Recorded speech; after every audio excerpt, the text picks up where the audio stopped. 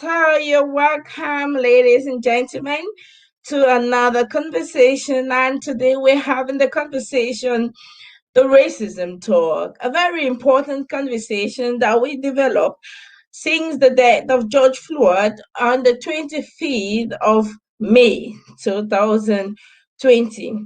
George Floyd was murdered in the United States of America. Oh, before we go further, I know that they are having their vote today, and I really hope and wish that they have the very best president that they themselves have chosen and have decided to vote for. And today we are going to be having a very important conversation. And our guest today is a very dynamic young lady. I really appreciate her. You do not want to miss this conversation. I appreciate you also for taking our time to always be with us. We will be nothing without you. We are here because you are there. Thank you very much for always joining our conversation. Thank you for supporting the work that we are doing. And thank you for trusting us with the gift of your time. We do not want to take that in vain. And that's why all the programs and everything we do, it is to inspire you, to empower you, and to give you the necessary tools and instruments that you need to overcome whatever challenges. And remember, today we are talking about racism. How can we overcome racism? You do not want to miss this conversation today. Share the link with your friends, your family members, and of course, with all the groups in which you are. Stay tuned for a conversation.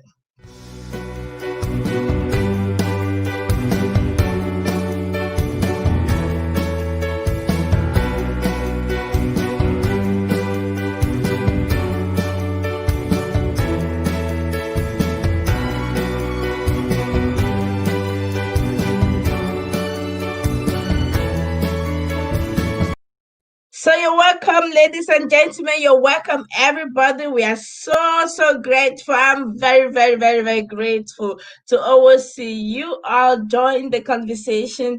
And of course, you remember why we started the racism talk, and we're going to always have this racism conversation because we want to create awareness in the community, and of course, we want to give space, room for the victims to also heal themselves. And yes, we have the right to vent, we have the right to exchange, and we have the right to find solutions in our own ways on how we want to have it. We have the right to go about it the way we think it is correct. Remember, as a man thinketh, so is he, and as a woman thinketh, so is he. Your thought leads to your feelings lead to the actions. And today we are hoping that we're going to encourage you so you can take the right actions. With me on studio is a wonderful and dynamic lady. She's an author, and of course, her name is Esther Samson Ukaria. I hope that I was able to pronounce your name correctly, ma'am. You're welcome to today's conversation. Thank you very much. I'm glad to be here. It's always a privilege to have amazing people come talk with us and especially sharing their opinions and, of course, their point of views and statements to specific topics. How are you today? Oh, I'm doing very well. It's a little bit cold, but we can survive. Mhm. Thank you so much for joining. And I want to give you the privilege and the space to tell us a little more. Today we're having the conversation, how can we overcome racism? In the previous conversations, we've had experts who have come and told us how racism began, the history of racism, and how we have internalized racism and how it is affecting us. And of course, we've had also victims who came and told us how they suffered from the hands of the oppressor. And so today I thought that only talking about the challenges, it is good, but let's try seeing how to really overcome it. So, ma'am, tell us, how can we overcome racism? What's that really racism, and how can we overcome it? This is your space. Oh, thank you very much, Madam Vera. First of all, racism is a very broad topic. And according to my perspective, and all I see and observe in my environment, past and present. I will say that, racism to me, I feel that it's just a conscious refusal of a person, to accept another person due to their race, or probably because you feel that they speak different languages, they look differently. And to me, I feel that racism, it's more than prejudice, just like I said, and it's more than being biased. It has a lot of things to do with manipulation due to resources, power. One, race seeing themselves as being superior, and then due to that, wanting to take charge of another person's resources and hold power, in order to control the other race. And I feel that racism, it's really terrible and it's devastating, because you can imagine it leads to war, separation of families, going back to the time of slavery. Even now, you will see people dying every day, and thereby being separated from their families. You will see that racism, it segregates a lot of communities, even especially the Black community, the African communities in America, and as well as in many other parts of the world, the Asian communities, and so many other races. You see, it leads to a lot of downward spiral in poverty, because once the other superior folk takes over the the power, they feel that, you know, they need to only develop their community while the other community is neglected. But I believe that there is a way forward, because, for example, I'm a very faith-based person. I believe in faith-based principles. And I don't think that is the only solution, but I'm going to come with my faith based solutions. And for example, to those people listening to us, this is not about religion, this is about spirituality. And, because you might be like, oh, she's talking about the Bible and the Bible came from the white people. No, this is about spirituality. And if we're if I'm telling you about faith based principle, for example, whereby the word of God is saying that love your neighbor as yourself. Okay. To those white people listening to me, or to those people who feel they are superior as another person, it says love your neighbor as yourself. It doesn't say love someone else because they smell like you, they look like you. No, it says love them as yourself. So number one, if we make love the basic principles, we're like, you know what? I will consciously decide to start accepting people, whether they look like me or whether they don't look like me, they don't speak like me. Because, for example, in Mulheim where I live, I do a lot with Arab people. We do concerts together, we do book readings together, and I am accepted there. People wonder, God, that look at you're so different. But when I'm there, because I already accepted them, brought them into my community, show them that, you know what, I have accepted you. I don't care whether you have the hijab. I don't care whether we can pray in the same way, but you know what? Through various ways, we can speak the same language. Through love, we can speak the same language. Through love, we can learn to accept each other and tolerate each other. And another principle again that I would say is that we have to another thing is that our children, because people are not just racist. People are not born racist. That's one thing you should know. And there is no serum that was injected to somebody to make him or her become a racist. No. Is my daddy told me that, the black man is not good. My daddy told me that, I need to go to this colony, and I need to go take their lands. I need to make them slaves because I think that they are a lower race. And that is wrong. And so that is where we need to stop the indoctrination of our children. It's poison to the souls of these kids, because they will grow tomorrow and then they will start portraying this racist character. And so when you start telling your kids, one day I was going out with my son and he was like, there was a lady that sat close to us, and immediately he was like, I don't like her.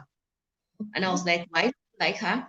And he was like, because she looks different, and people like that, I heard that they are not good. And I said, no, That is wrong.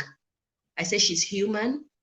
She's human. And I said, do you know that if I take a blade and I cut you a bit, you will bleed. And if I cut her a bit, she will bleed the same. So why don't you like her? And he was like, oh, mommy, sorry. I said, yes. I said, you need to learn to accept everybody because in the eyes of God, we are all equal. And if we go back to history a little bit, in 1952 or 59, Billy Graham, the famous preacher and all that, he went to Mississippi for a conference. And he had a lot to do with a lot of Black Americans in his community. And when he entered the congregation, already he saw there was this rope, and they placed a rope and they wrote black folks, white folks. And what did he do? He went there and he removed the rope, although he knew that he was going to have a lot of enemies. He removed them and he said, you know what? We are all equal in God's eyes. And that's number three, taking a stand. Are you taking a stand against racism? Because we have a lot of Africans and also non-Africans who probably are working with a lot of white people, and they feel, oh, you know what? If I say something, maybe I might lose that contract and things like that. Don't try to save your head. You need to take a stand and say, consciously, I will work towards my people no longer being segregated. I will work towards my people being incorporated into decision-making policies in the government, in places of maybe big organizations and things like that. Because if we are represented all over, the Blacks, the Asians, the Caucasians, so many people, I'm telling you, there will not be any segregation. We will all feel free and we will feel, yes, you know what? I am being involved and things like that. Thank you so very much, and things like that. It was so amazing to hear you talk, and you mentioned the example of your son, and this also makes us to understand again that these things is being transmitted from generation to generation. It's a tough conversation. And I also like the example you took by saying that love your neighbor like yourself. And you went further to say God asks us, or it tells us to tolerate. But we have also Goethe. Goethe was one of us who said we should get out of the aspect of tolerating and come to the aspect of acceptance. The difference between tolerating and acceptance is that with toleration, you can't actually criticize. You are not allowed to criticize, to say anything. So you just have to accept everything the way it is because you are tolerating that person. And tolerating would definitely mean it is just for a time. Now, acceptance goes beyond tolerating. Acceptance means that I accept that person and I'm able to criticize or give feedback, constructive feedback to that person. What do you think? Do you think we have to go back to the aspect of tolerating? And we have also our young people who come here as refugees. That's why they have this paper, toleration paper. So, what do you think? Toleration or acceptance? Will acceptance be able to give us the ability to really now love one another and be able to commune in one another? Yes, I think accepting one another is the best policy for us because if you tolerate, and then just like you said, you will just tolerate them, and then you still have the hatred towards them. You still feel, okay, I don't have to say anything. I don't have to help them in developing their community. I just have to just tolerate them, look at them, and give them a little. But if you accept them, then you are incorporating them fully into the system. You begin to break every barriers or structures which has hindered these people from feeling as equals, in the community. So like you said, I believe accepting people is the best bet. And this will help to break down a lot of structures, remove those barriers which has been hindering others seeing other race as equal. We have also, thank you very much. in the days back, Mandela said something that was so particular. He said that he was fighting against the white supremacy and also fighting against the black supremacy. And this brings me to the question, if he is fighting against white supremacy and black supremacy, now what is the definition of racism, therefore? Does it mean that black people too experience racism Of course, Black people experience racism. And that was or why, take action of racism? Yeah. Mm-hmm. because, and that was why, if we, for example, take a look at Malcolm X speech when he was talking about the field slave and the domestic slave. Why is it now that the Black is feeling superior than his fellow Black?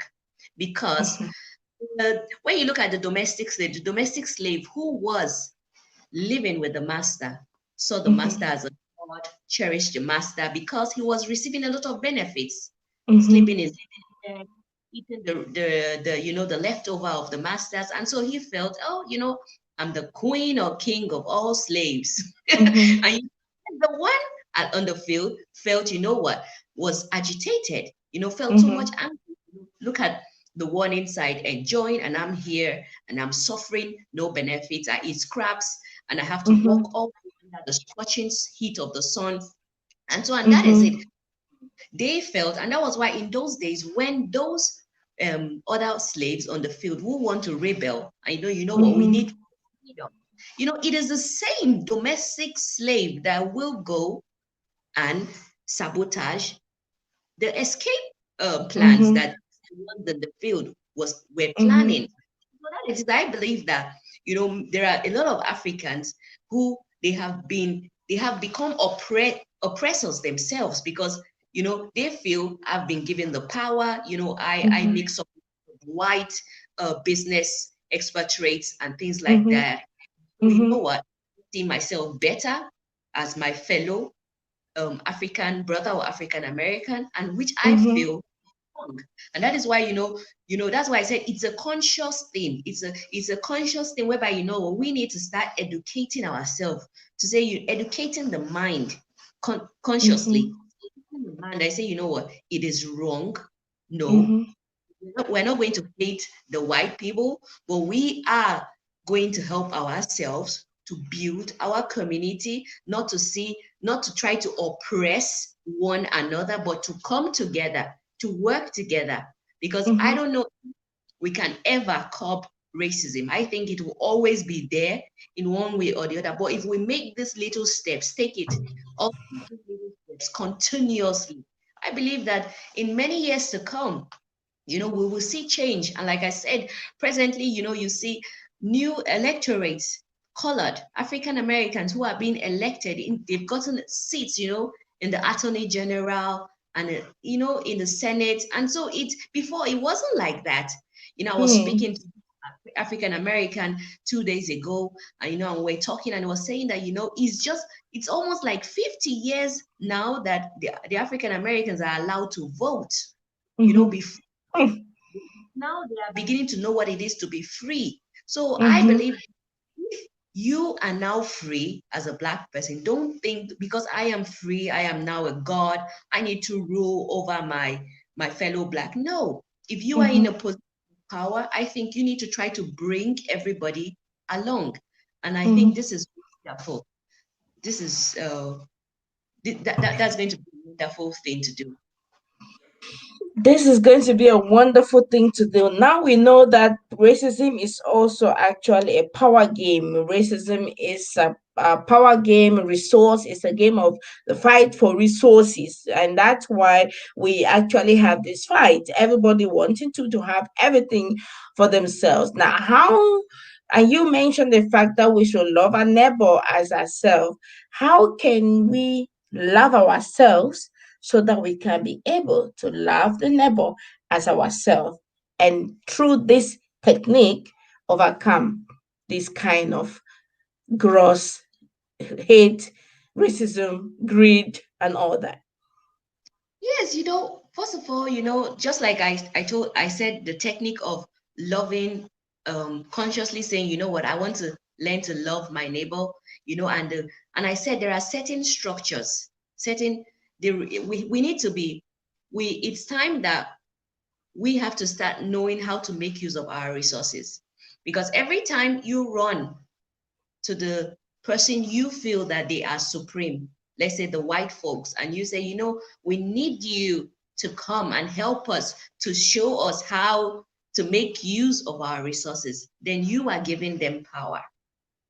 And so, and you are making yourself feel less. That is my opinion. That is what I feel. And so I believe that, we should begin to learn how to make use of our own resources, how to share power within ourselves. No, the white man mustn't tell us how to make use of our resources. He must not tell us what is good for us, for our country. And that's why recently, there was a protest in Nigeria. We became violent, and before you knew it, so many people were afraid because for like they're beginning to stand up for themselves, and all of a sudden they started tweeting, "Oh, what's the international body going to do about it? Why are you people looking? Maybe we even need the colonization again. I'm tired." No, we shouldn't say such things, because if you want change, you will suffer. To get change, you will suffer. It Mm-hmm. easy. And so, consciously saying, I am going to accept this person, whether he looks different from me, whether he speaks a different language, you Mm-hmm. know, having a lot of communities whereby you bring different communities together. The African American community with the Asians, let them having a lot of maybe intercultural activities together, getting to know each other, knowing how these persons behave. Because if you Mm-hmm. don't behave, it's just like the policing in America. When a white man goes to a particular neighborhood and he knocks on the black man's door, and he heard about something, there were a lot of noise, the first thing he does, he brings out his gun. Because even when the black man opens the door and the black man is like, hey, hey, hey, what you mean, he's already afraid, because he feels maybe he wants to attack me. But no, that is the nature of the African person. They're a little bit vibrant, they're a little bit loud. So I believe that if government officials should put, maybe send people in the police for certain intercultural trainings, maybe that will help them to understand us and to reduce, number one, the racism amongst maybe law officials, and also having a lot of intercultural activities between different race in different communities will also open a door for people to begin to understand each other. And then there is this interrelationship between them, and then the love flows. They begin to understand each other, because sincerely, if you don't understand somebody, you can never accept them. There will always be a conflict arising. And so like I said, and the sharing of resources among each other, and in African countries, I believe that the government should stop asking expatriates to come. Because every time you say, what, I want to build something, a bridge, a railway, I need expatriates. These expatriates are coming, and they are just coming for resources and power, and to manipulate, and then still, in this century, still trying to take hold of power. And so why don't you allow these resources to flow between your people in your country? And I think that, by doing this, there is a flow of resources and power between the African persons, thereby, you know, encouraging growth in the community, because the African community has been neglected for a long while. And that's why we see the downward spiral of poverty there. But when you invest in the African community, for example, the people who go to jail, when they come out, there are no rehabilitation centers for them, for their mental health, to do skill assessment, because I believe that the African man, women, men, African Americans, the Asians, and they're intelligent. We all look different, but I believe that there should be various bodies we should be put into place, that will help to rehabilitate these people. For example, the ones that are coming out from the jail, And then we have less violence, which will make people begin to attack us or act racist towards us, and in that respective. So these are all the few techniques I believe that from my own part might be able to give us plausible solutions which we desire. Hmm. I'm going back to the conversation of Nelson Mandela, and when he said that he's fighting against white supremacy and black supremacy. And when you were just talking, maybe it will divert the conversation a bit, but I just felt within me that you said that we should uh, invest and we should have these things put in place. And now, if Mandela has said we have to fight against black supremacy, it it means that somehow these black supremacists, they are there consciously, and therefore, how do you expect them to put those particular things that you just cited? Because they are there for that, to pull you down so that you never get to reach what you should be, right? So can we maybe please?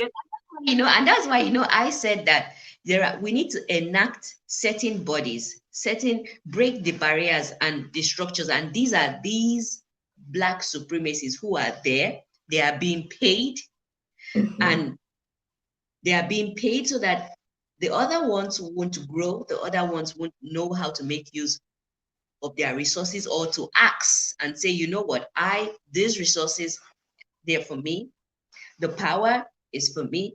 Because it's just like you telling someone all the time, oh, I think you're ugly. You're ugly black monkey. Every day you tell that child you're ugly black monkey, ugly, for the next 5 years. That child will be there. And that child will grow up, and that child believes that he's an ugly black monkey. Even when someone say, wow, you are the most beautiful woman or man I've ever seen in my life. But because already that person has been positioned there, so we have to take that person away. There's I don't know. That's why I said that if communities start working together, and mm, then build, they enact people who can represent them in organizations, then you need to start laying down these facts. And for example, thank God for the protests in so many places, is really bringing is it's opening the eyes of so many people to the mm, depths to the dirty, to how racism is so dirty all over the world, and how it's still present even in this century. So I believe if those so-called black supremacy are brought down, because through a collective work from these communities, mm, then we will see a breakthrough. We will see things becoming normal. We will see people, knowing that, what, I don't need this white person to tell me how to make use of my resources. It is my right. I have to gain mhm, to this resources and to this power. I might be African American, I might be African, I might be Asian, but that doesn't make me less.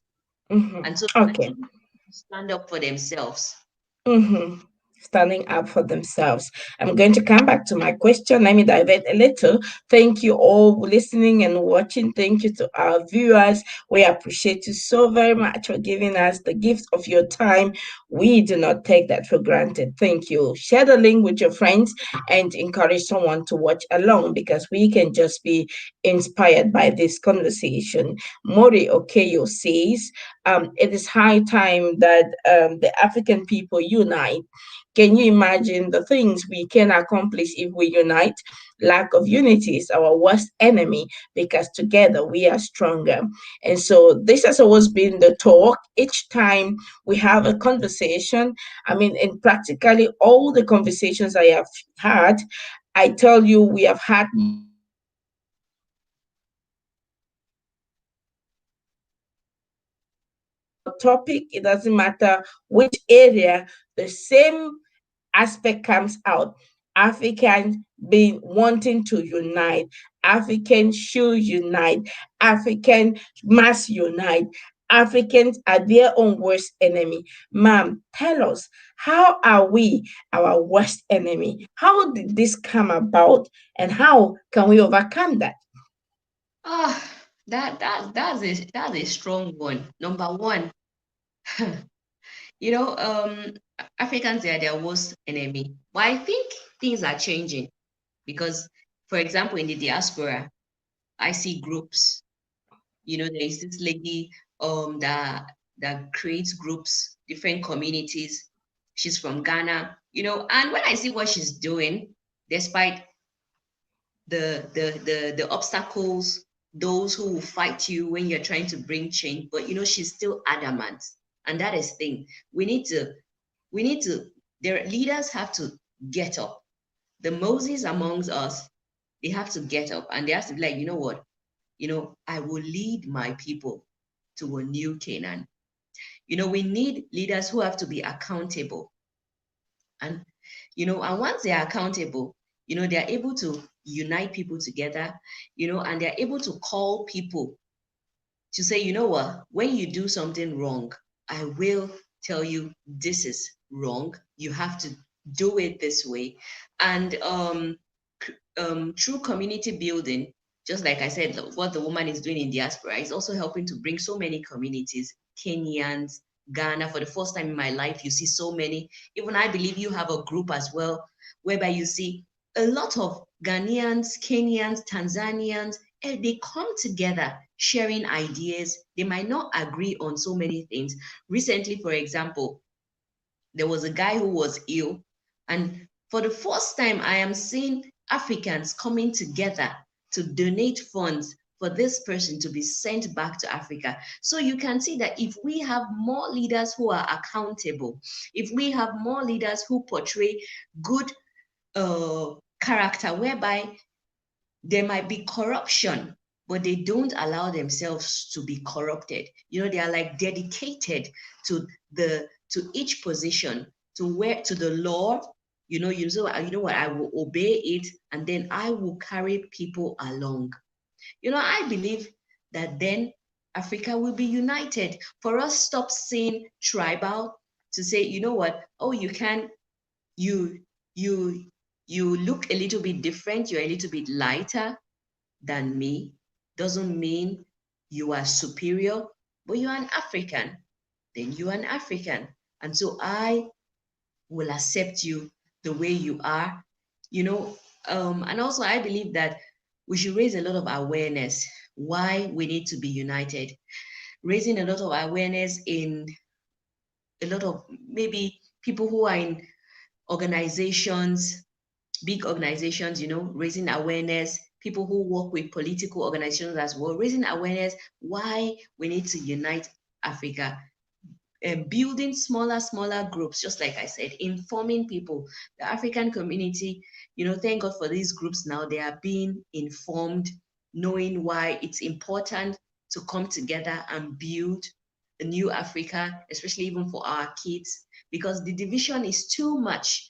And then we see the division is everywhere, tribal, ethnic, so it's it's just too much. And if we don't unite, we will always be separated. And that is how the white supremacy will keep on ruling, taking our resources, trying to control, manipulate us, trying to take um, jobs. Because, for example, if I was a president of an African country, why will I ask an expatriate to come to my country and build a road or build a bridge when I know that I have an engineer who is certified? Because we need to start if we promote more of our people, then I feel that we are paving the way to unity. Like I said, from smaller groups, we expand. We raise their willingness. That's a very good link up to the question that I'm seeing, because we know that we had amazing leaders, and in fact we had leaders like Thomas Sankara, Pratish Lumumba, and Kwame Nkrumah. They were amazing leaders. They were leaders who fought for us. So it means that we're not just without leaders. We had really great leaders. The question is now, and someone said, one bureau says, it's just that they get killed or disabled or financially, economically manipulated. And that takes me also to my question. It's good to have all the great leaders, but we understand that racism is about financial, Mhm. economic resources. It's about power in that. So how do we now also overcome this aspect? Because you can be a great leader, and if you have no financial support to do the work, so That was how what do we I, as community help so that we can be able to stand? was what I was saying, that the leaders have to invest in his people. The leaders have to go back to their people. And they don't need to wait for the white people to teach them how to fish, how to use their resources. It's just, for example, I ask myself, whenever I go to Nigeria, why? Why are people, why are the Niger Delta people being exploited? Why are the Niger Delta people being exploited by, what are they calling it? By the white people, and they've caused a lot of environmental havoc there. It's because the government needs to be, like you said, financial independent, and they can be financial independent within. There are so many people. For example, there's a market called Aba Market in Nigeria, the Kano market. Those are one of the biggest commercial markets in the sub-Saharan Africa. Why can't we, you can imagine if we are producing a lot of things from there and we're exporting it to other countries, exporting it within African countries. I heard that Zimbabwe, they have one of the most educated people in Africa. Why can't we exchange all this knowledge within each other and then use it to build our individual countries? We have a lot of women who are very intelligent. For example, there was a woman I saw that invented something. It has to do with water, and the water, the water starts running with sunlight through solar. During when the COVID started, there was a doctor, I don't know, I think in Kenya, or I don't know whether it's South Africa. He invented an oxygen machine that the COVID-19 patients can make use of. But no, they get manipulated, the leaders, and immediately they go and export. No, it should stop. We need to begin, the leaders need to begin, apart from being accountable, they need to begin to invest in their citizens, come together through these communities. It mustn't, everything is all about going to university. We have people who are skilled, that we have cobblers that can make shoes, wonderful shoes, designer shoes, but they don't have the materials. Even if they have the materials are little, they need subsidies. And so I believe that if the government, it's just like, um, they say Hilfe to Selbsthilfe. That's what the German people will say. Yes, and we need to. What can I do? And then we need to meet together at a local level, and then we need to start developing each other. We need to start sharing resources within African countries, building our communities. Who knows how to build an aeroplane within Africa? Who knows how to build cars within Africa? Then we start building, and then we start exchanging and selling within each other. Of course, then every man and in Africa will be wealthy, where we will not have poverty any longer. quick where decision we making. will not have poverty any longer. Amazing. We have Sean Aprila who says we must teach the 1712 principles of Willie Lunt, how he intended to enslave us for over 1,000 years. It's certainly affecting to this day. Africans need to learn what was designed to divide us.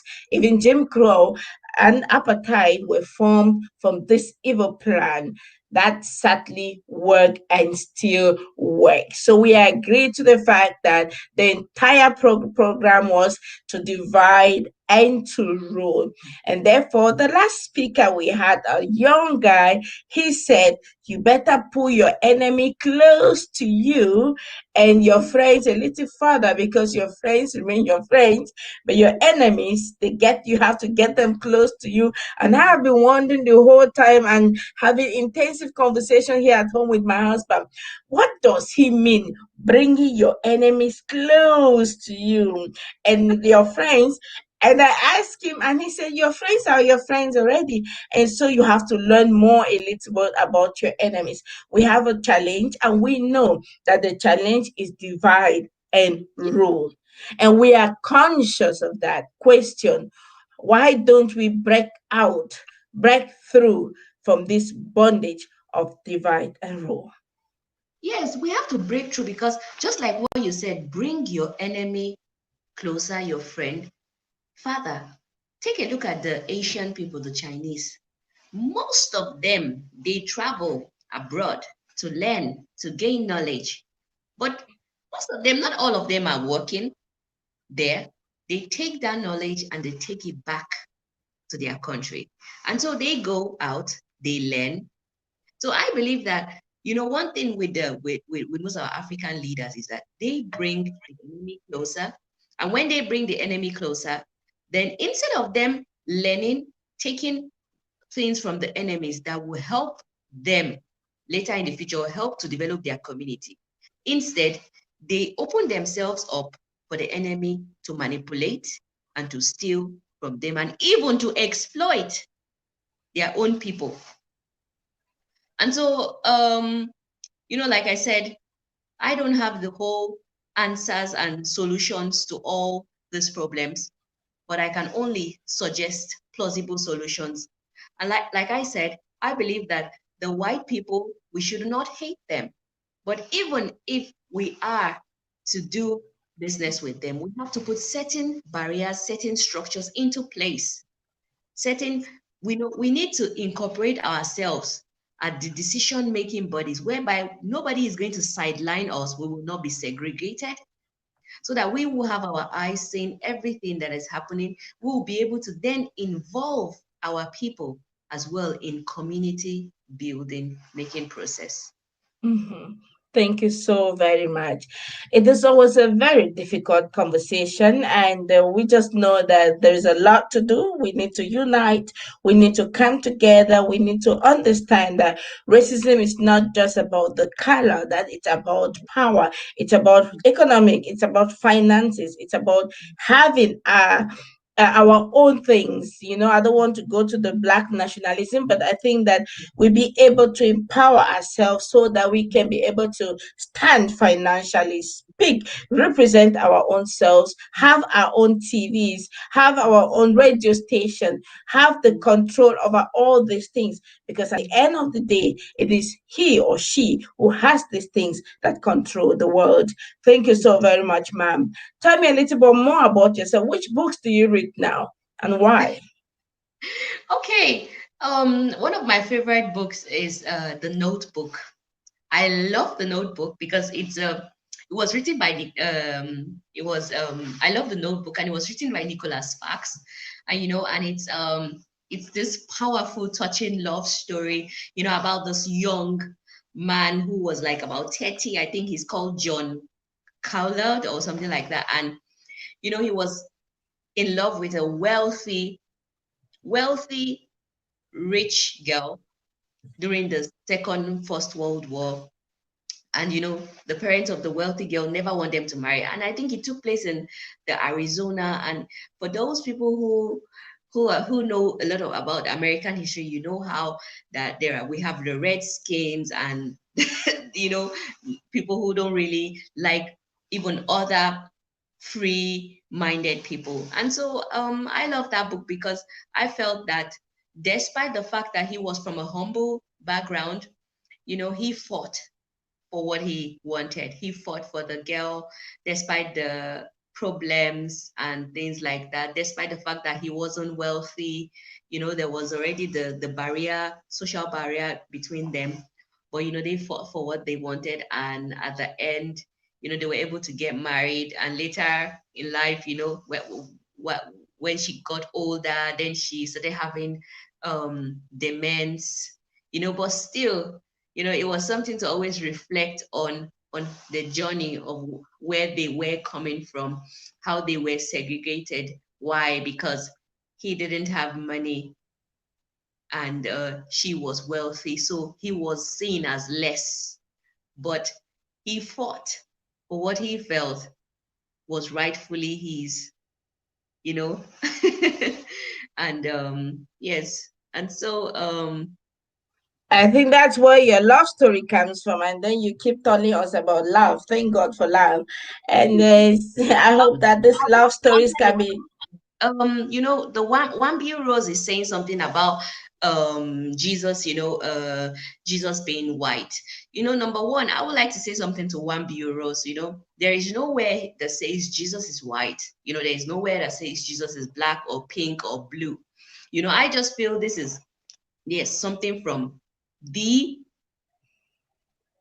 white supremacy again to try to take power and say. But to me, if I just need solution. And so if I practice this technique that has been working for me, love your neighbor as yourself.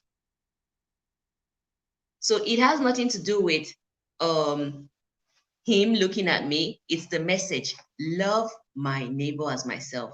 If I begin to accept my Kenyan sister, if I begin to accept my Tanzania sister, if I begin to accept my Nigerian brother who is Igbo, who is Hausa, without thinking, oh, they don't speak my language.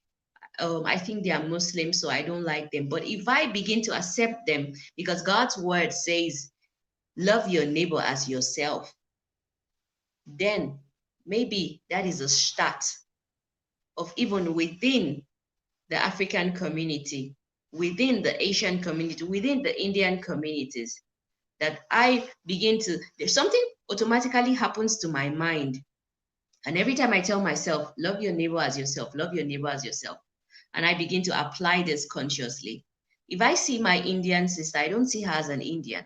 I just see her as a human. If I see Mrs. Wambio Rose, I don't see her as a Kenyan. I just see her as a sister. And I don't see her as being lighter as me. I just see her as a fellow human. And so I think it has nothing to do with spirituality. It has nothing to do with white or black. But I think it is just the consciousness of you saying, you know what? I want to love, taking the good part of it and saying, I want to love my neighbor as myself. Will do the trick. Thank you very much. I purposefully did that again and brought that. So you see again the comment, and Wemby Rose is saying that yes, it's all on the pictures, and pictures show that, and pictures are really, really a powerful tool that has been used in the past. But of course, it has been an instrument that was used so that we internalize it, we accept it, we take it like that. But thank God that you're making us to understand that we can still reverse that, because nowhere it is written actually that he was white, and therefore it was a manipulation again from the whiteness, from the white supremacy, to make us feel that we're not worthy of this Yeah. God and all that. So thank you very much. I really hope that it can be a tool. I think that it is a tool if one should love the other one without thinking where they come from, how they look like, and what language they speak. Because indeed, love has gotten no color.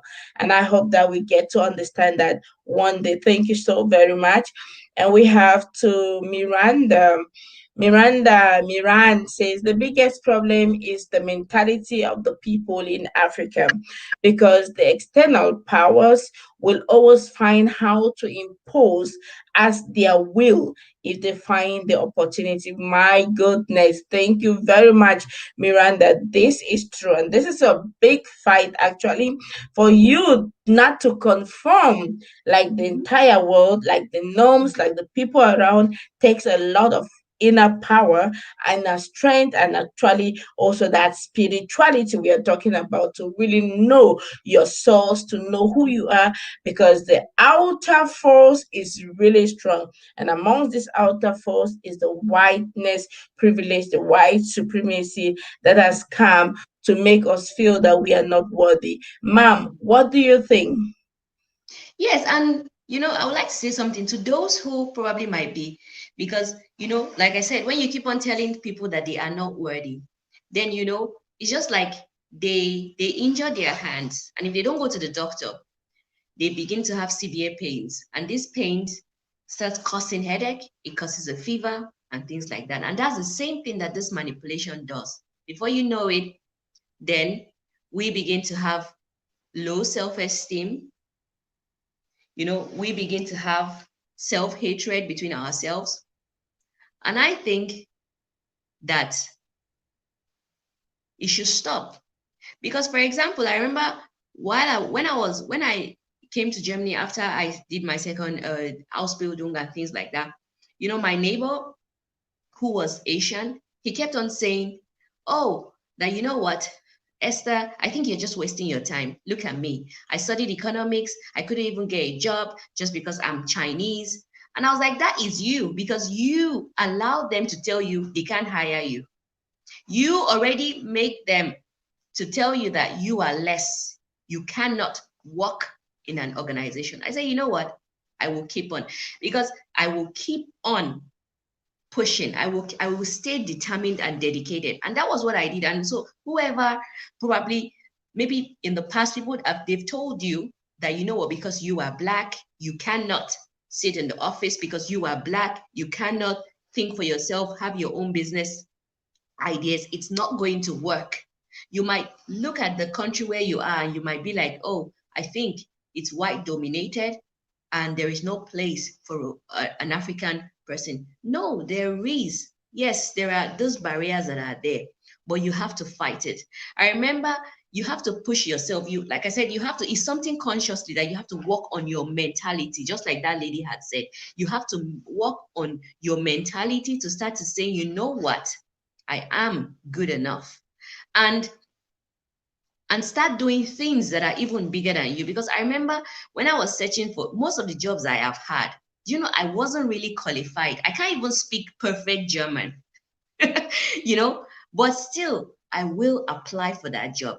I will go there, I will dress perfectly, I will like train myself. How am I going to speak? How am I going to sit? If I'm going to get the job, what am I, make myself, sell myself that you know what, I am up to the task. I might look different, but I am not dumb. And I think that is what most of we Africans or African Americans, we need to start doing. We need to work on ourselves, our self-esteem, because they've told us for years that we are nothing, we are not good enough, and it's a lie. It's a lie. We need to ignite the inner person within us. We need to, I remember my recent job, I said that I've been doing now for about a year and a half. You know, when I went for the when I saw the job, first of all, it's like it's an IT company, and I don't want to call the name, but a very famous company and things like that. And I was like, oh God, first of all, the the that's something in me already, which they have placed, saying that we are not good enough, was about speaking to me and saying that, you know what, Esther, I don't think you should apply because this is a white collar job. And that's what we should stop doing. It is not in a white collar job, it is not an Asian collar job, it is just a job. And I, whether I am black, Whether I'm African, I'm Asian, I am a human being, and I'm up to the task. I will prepare myself, I will go there and I will apply for that job. And if I don't get it, then it's because it's not meant for me. And then I'm applying for the second one. We just need to talk to our we need to start talking to ourselves. That's the thing. You know, We need to start talk, talking to we need ourselves, and that's we need why. to talk to this mind. We need to talk to this African brain. We need to start talking to ourselves. We need to. Mhm. We need to start talking to ourselves. And I think that, yes, it is time for us to start talking to ourselves and really start being critical in our talking. And I have said this over and over, we are what we think. So if you are going to start talking to yourself and start talking the right thought to yourself, maybe it's going to bring the change that we are all desiring. It is time for us to start making the difference wherever we are. Ma'am, your last contribution. Tell us, how can we overcome this challenge that we're having, this racism that comes as a result of white supremacy, white ideology, and so on? Not because the black man is really inferior, but simply because of the resources, the power to dominate. How do we overcome such things? Give us your last contribution, ma'am. My last contribution would be to create awareness, just like I've said earlier on, building small communities and educating each other on how, where are these resources, how can we get power? Do we have to involve ourselves more in politics, policy making decisions? Do we need to train people who are in the um, policy making organizations who are African so that they can make the right decisions, so that they can extend the resources and powers to everyone and not just keep it for themselves, thereby bringing about corruption into the system. So, like I said, I believe awareness, but we have to start as small communities because these communities will bring about unity among us, whereby we can share ideas. You won't even imagine the breakthrough you can get when you bring people, when you can bring Africans together, uniting them. I don't know, maybe organizing little cultural activities like online talks like this, you know, whereby you can ask them questions, bring them, I don't know, do things that will make them to begin to think. Because the aim is not to help the man to think because he has his own thought, but the aim is to help him to see the perspectives of what is happening, trying to tell him that, you know what, there is a way out. Things might look dark, but if we come together, if we work together to build little communities, raise awareness, tell our people, you know what, it is time that we take the resources. It is time that we share power within each other. We are equal in God's eyes. He loves all of us. We are precious. We might be black. You might be a little bit lighter, brown. Your hair might be longer. You might have pointed nose like the white man, but you are my sister. You are my brother. We are a community. We are starting now. We are raising awareness, and we are going to break the systems, the barriers, the structures which has kept us in prison. If we continue like this, it might be difficult, but one day we will have breakthrough.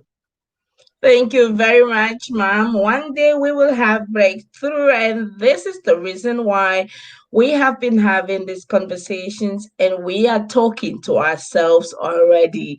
And that's why it's a weekly program. So we keep talking to ourselves, remind ourselves of the abilities, the powers, remind ourselves of the ideology that was created by the white supremacists so that they will divide and rule us.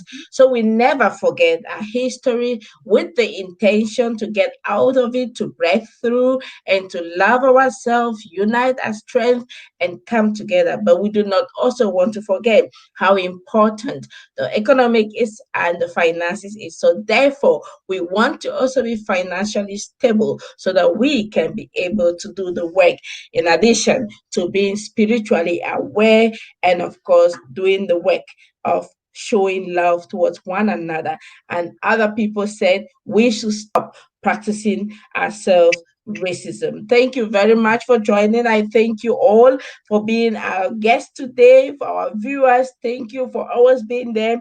I leave you now, and we meet next week, same time, with another conversation, this time with another powerful woman who is going to be telling us some very exciting stories how racism affects the development of migrant organizations. Until then, thank you. My name is Vera Sompon, and I have been your host. God bless you.